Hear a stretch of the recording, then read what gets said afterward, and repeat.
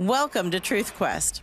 If you are striving to balance earthly challenges with a heavenly perspective in areas like business, family, relationships, money, and personal growth, you have found your community. Welcome back to Truth Quest. Yay, we have Jaimee back. I'm so excited. And we have discovered that, I don't sit still very well. So we're going to be doing things a little different than in the same room many times. And that's okay because we can still have conversations about what we're learning. And we are still learning a lot. And most recently, Jaimee, I've had these conversations with a couple different people.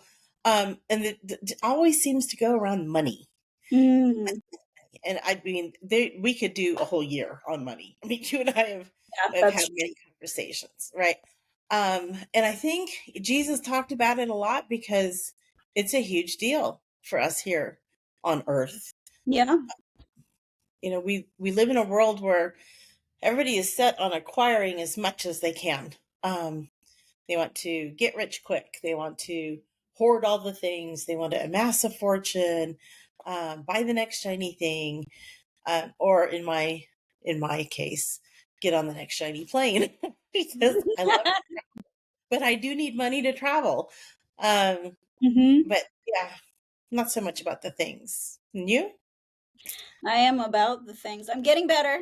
I am getting better, but yes, I am. My eye gets caught by a new shiny thing. Yeah, I get it. I get it. And last week I just had to giggle because somebody was telling me that they were praying that God would let them win the lotto. And I wanted to you're not the only one that's asking. There's only so many lottos. Remember that movie, Bruce Almighty? Yes. And he's like, everybody, yes. Yes, And then yes to all. house fires and mobs, and it's like, yeah, he's not a vending machine. He's just not a vending machine. Yep. Jesus was talking in Matthew 6:8, and in it, he's talking about how these people they would pray, but they would just keep repeating it over and over. Like if they just kept saying it, then God would deliver, right? Persistence would win the day. Yeah. And he says, don't be like that, for your Father knows exactly what you need even before you ask him. And it's not that that God doesn't want to hear from us. He does. He says, ask me. But it's not like, please give me the money, give me the money, give me the money. If I say it enough times, God will give me this big old bag of cash. But even inside the church, I've noticed that we get greedy inside the church. This is not something that's just a world thing. No, definitely not. I remember somebody asking me, do we have to tithe off of the gross or the net? Oh, interesting. Getting specific. Right? And so it really translates to how much do I get to keep, right? Right. It's not about how much do I get to give. Yeah, it feels like a reluctant give. Right? Yes, exactly. Exactly. I 2 Corinthians 9:7 says, you must each decide in your heart how much to give, and don't give reluctantly or in response to pressure. In response to God pressure. loves a person who gives cheerfully. So, okay, I'm gonna be that person. Okay. Sometimes I feel like there's pressure. I mean, I've been to churches. I went to one church once. I was in my teens. It was, I won't say what state it was in. It was not Alaska. They passed the plate. There was no way they counted it. Okay, there was no way they counted it. And then he comes back up, he goes, "You guys did not give enough. We're passing it again." Oh, okay. Okay. Mm, So that feels uncomfy. yeah. So, but Mm. I mean, isn't that in contradiction to what it says? Because it says to let them give, decide in your heart what to give, right? If they gave Mhm. what they decided in their heart to give. Now, do I think that people hang on to too much? Yes. Yes. I think that tithing gets shoved to the bottom of the list of Yeah. bills. Right. Near the And bottom of the budget. right, right. It's like, well, after I've paid everything else and bought the things that I want and got the shiny things and planned my trips and made sure I had enough for my lattes, right? Yes. Then what's Yeah. left, yeah, I'll give some of what's left, right? I have to save, right? Yeah, but why didn't we save that latte money instead? Right. Right. It's so much easier if you take it off the top. You actually Mhm. don't feel it as much. That's what I figured out. Once I I flipped would my agree. I would agree after putting that into practice for a while, it just like makes sense. And honestly, I would not have whatever amount I'm looking at to tithe from if I did not have the gifts and the talents from God to be able to have the job or the, whatever it is that's bringing in that income. So yes, it makes yes, sense that it would fall into order where if he's giving me the skills to have an income, then that's going to be first is giving it back. yeah. No, that is a really good point. Um, but I think that our lack of generosity is our refusal to acknowledge that everything belongs to him. All of those Oh, totally. talents, treasures, tithe, right, time. Um, if we don't acknowledge that that's his, it's really easy to hold on to it. Um, they're not even our assets. Right. It took me, I mean, it's easy for me to say now. It was not easy for me to it was a paradigm shift for me, Mhm. to change my perspective. Um, but these were entrusted to us, um, so that others would come to know him. There's the only purpose in anything that we have is to glorify God and to go out and make disciples. That's our only job. That's it. We only have one job. Mhm. We do a bunch of other things. Those are tools, We make it real complicated. right? We Mhm. do. I just on tithing, I heard a story one time. um just bear with me. But it was a good story. Okay. So it Let's hear was it. basically it's an analogy. And they said this, it's as if, let's say, um let's say your brother was was married, okay? And he was in the military and he's going overseas. Okay. And he tells you, "Hey, my wife, I don't want her to have to worry about like the bills and all the things. It's just she's got her own job and I don't want her to worry about these things. So I'm going to send you my paychecks. And I appreciate that you're going to be the conduit. And Mhm. honestly, I'm making a lot of money, and so I only need you to take 10% and pay all her bills. If you could just take 10% and pay her bills, you can keep the 90%." And then he leaves and he goes and he fights on our behalf. And Mhm. then he comes back and he finds out that um yeah, his wife has been evicted, she's starving, she's she's begging. And he comes to you and he's like, "What happened? I said you could keep 90% and you Ooh. couldn't take 10 to take care of my wife, my bride." Ooh. And the church is the bride of Christ. Mhm. Is it not the same? Yeah, that's good. It wasn't mine. I stole it Yep. from somebody else, but I Still thought it was good. good. Obviously, Keep I it would up. never remembered it. I think that's a really interesting analogy that lines up with kind of what I've been thinking while we've been talking about this on this episode, which is like the accountability aspect of tithing, because finances are usually a pretty private thing. Like if my household is tithing or we aren't, nobody besides, whoever's receiving it in the finance department at my church is going to know that if I am or if I'm not.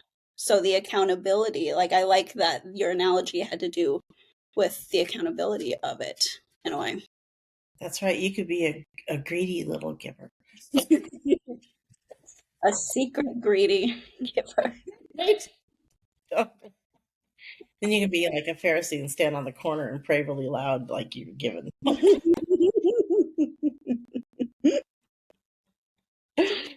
Oh, one of the scriptures I came across was 1 Timothy 6, 17 through 19. It says, teach those who are rich in this world not to be proud and not to trust in their money, which is so unreliable. Ooh. So true. So true. Um, their trust should be in God, who richly gives us all we need for our enjoyment. Tell them to use their money to do good. They should be rich in good works and generous to those in need, always being ready to share with others. By doing this, they will be storing up their treasure as a good foundation for the future so that they may experience true life. There you I go. mean, that whole thing is so rich. I mean, it starts off, don't be proud, not about money. You know how fast you can lose that? You know how many times I've lost it? Mhm. Like, and we have it all, and we have nothing. And we're doing good. We have nothing. Mhm. It is so unreliable. Not to mention the fact that in this day and age, shoot, we don't know when the dollar is just going to go to zero, right? I mean, there's countries where they lose all of their currency. It's like, yeah, we're doing away with that now. So all of you people that thought you had all that money, you don't have anything. We're going back to trading seashells and admit we're broke. Yeah, I mean, that is a possible, yeah, reality. Yeah. Yeah, it's not reliable. And then he goes on and says, your trust should be in God, who richly gives us all we need for our enjoyment. Mm. So if we aren't finding enjoyment, maybe we're looking at the wrong things.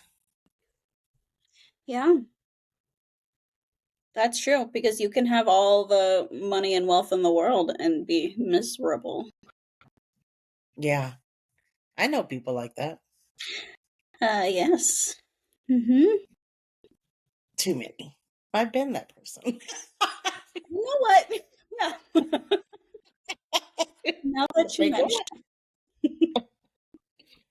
what? But it says be rich in good works, generous to those in need, always ready to share with others. You know, one of the best stories that I have as far as personally experiencing um, caring for others, right? Reaching out to those in need. I was actually the recipient. Ooh. And when I lived in Texas, I was, okay, I was there. I moved there, didn't know anybody. It was a rough season. Basically, sort of homeless.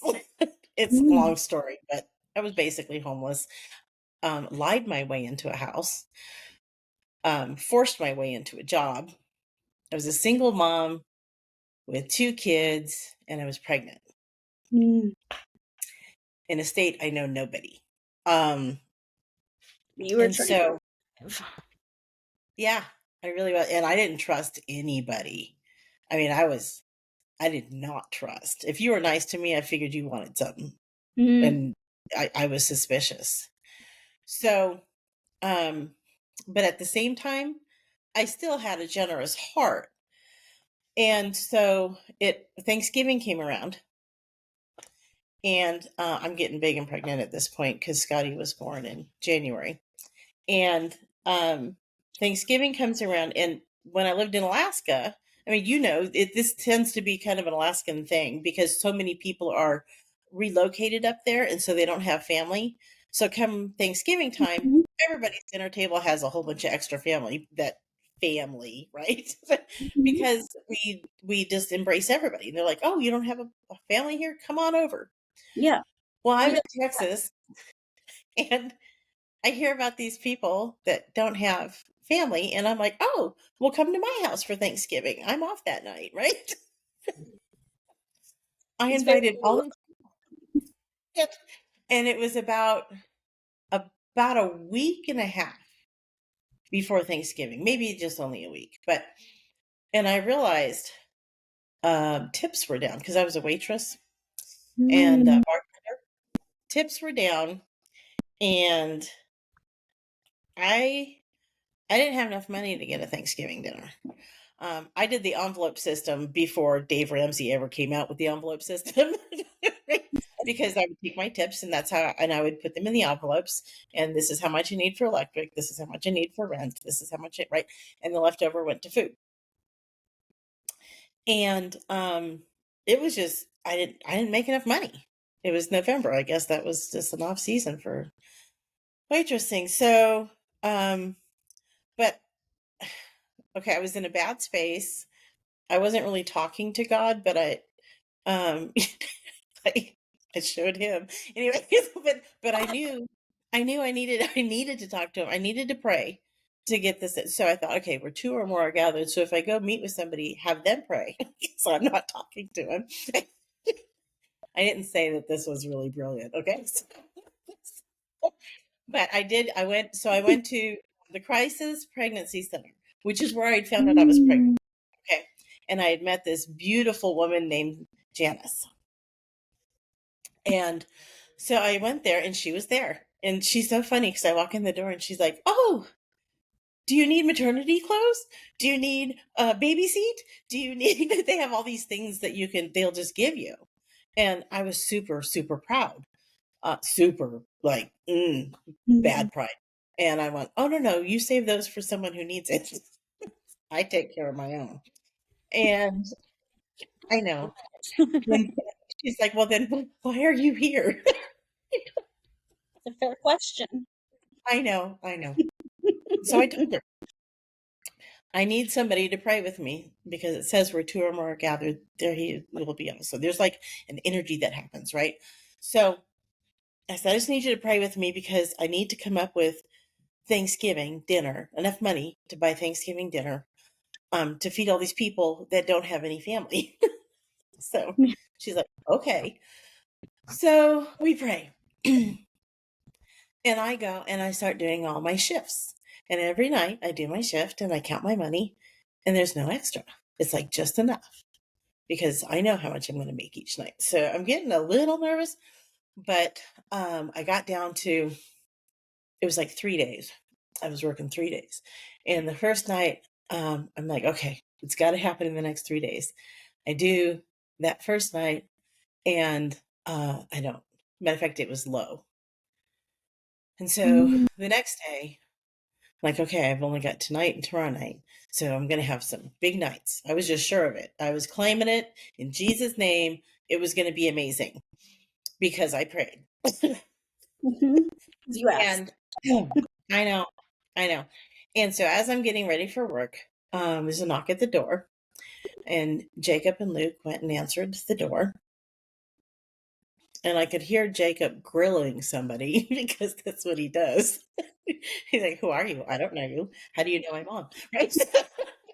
So he went, yeah, he shuts the door in their face, comes to get me, and says, "There's people outside that say they know you, but I don't know them." Anyway, I go to the door, and there is Janice and her husband, Mike. And they have grocery bags. And I said, "Can I help you?" And she said, "Our church gathers all these Thanksgiving dinners and donates them to people who could use them, and we got too many of them. So we were hoping you could take one." And I said, "Oh no, you should give that to somebody who needs it." And, and Mike said, "Oh, do you already have your Thanksgiving dinner?" And I said, "No, but but I'm working tonight and tomorrow night, and Janice prayed with me, so God's going to provide it." And you could just see the look on his face because he knew. He's like, "But he is providing it." One would I'm say like, this is it. "I'm so bad. I'm so bad." So I'm like, "No, no, no. God's going to provide it." They argued with me for not. Basically, they said, "Well, can you at least store it here?" And I Smart. said, "Don't you have a fridge?" Janice said, "Well, my fridge is full." So, okay, fine. I'll keep it. But if you find somebody that can use it, then just call me and I can get it to you. And so I said, "Okay." So they left. Yeah, the money didn't come in that night or the next night. I wound up needing it and was very grateful for it. But and I don't know if they paid for it. I don't know if it came from their church. They never, I don't know. They're sneaky. I Yeah. mean, they learned their lesson at Christmas time. They didn't even bother. They didn't even bother knocking on the door. I went to, there was two giant garbage sacks full of gifts on my front porch.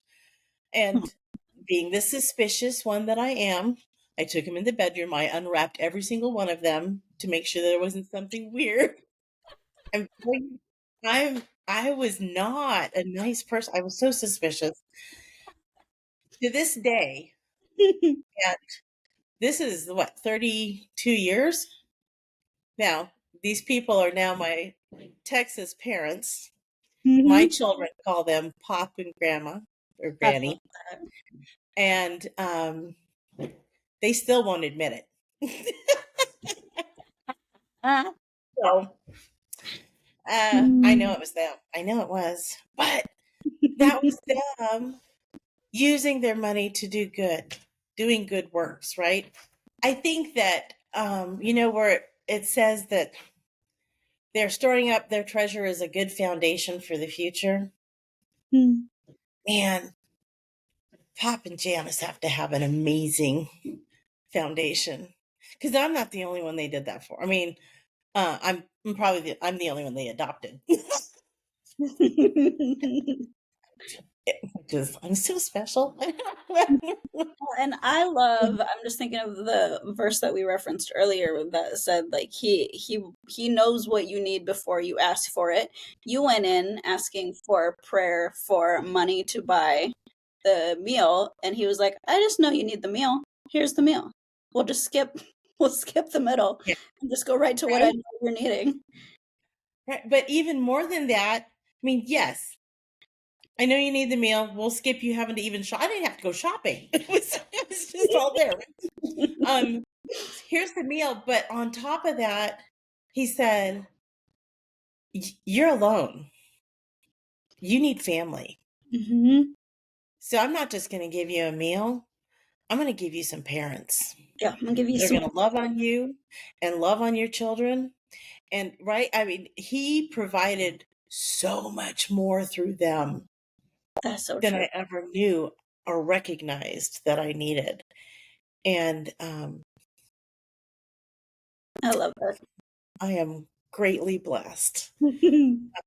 They're probably one of the most beautiful gifts that he's ever given me.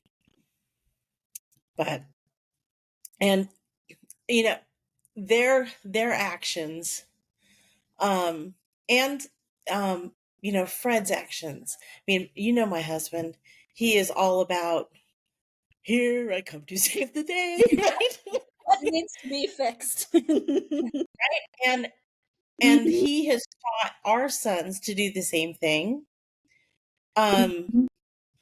Sometimes giving isn't money.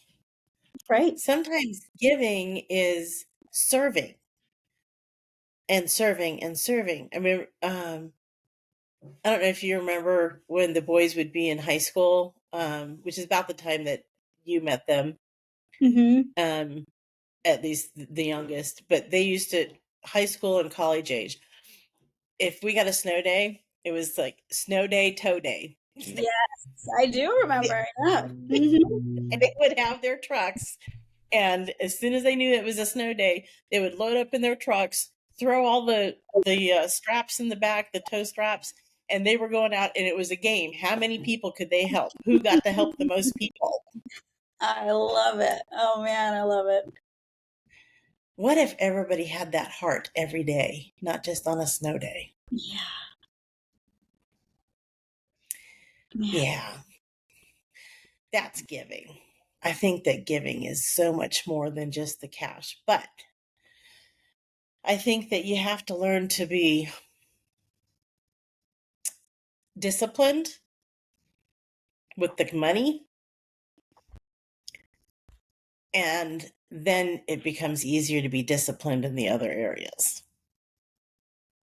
Mm. because being greedy and holding on with everything to two fists is probably not conducive to creating that giving uh, attitude with all the rest. Yeah.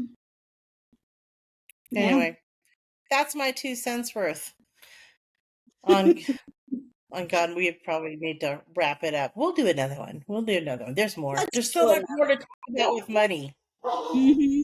Mhm. All right. Well, thanks for joining us for Truth Quest. We will be back with more insight on our opinions on God and money.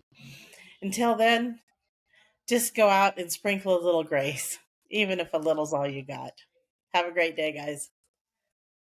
As we conclude this episode of Truth Quest, we invite you to be a part of the conversation. Send in your questions, thoughts, and reflections. Don't forget, like, follow, and subscribe to stay updated on our journey together. Until next time, may you continue to seek truth with courage, and remember to sprinkle a little grace, even if that's all you've got.